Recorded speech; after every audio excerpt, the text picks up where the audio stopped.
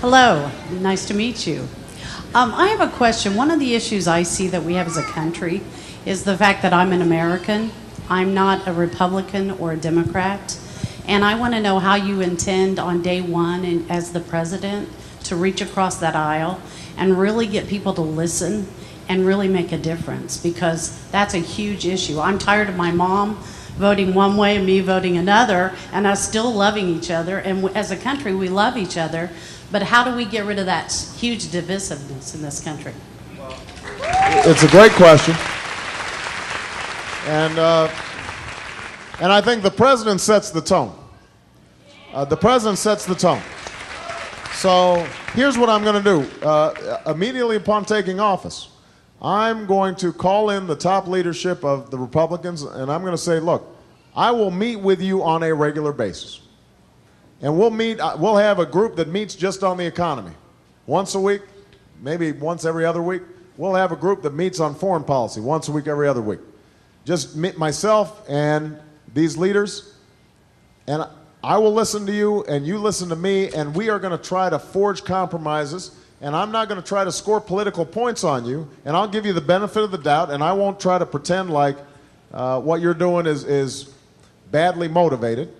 But you show me the same respect, and we can work together. So that's point number one. The second thing is that I'm going to appoint the best people to the federal government, regardless of party.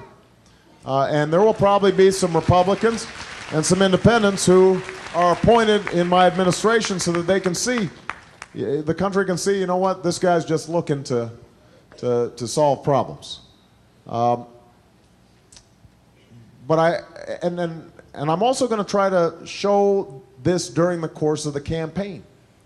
By, as I said, John McCain and I have real differences, but I always make a point of saying I respect him as a person. I respect his service to our country. I think he is a good person. I don't, so we can have arguments and disagreements without running the other person down. Yes. But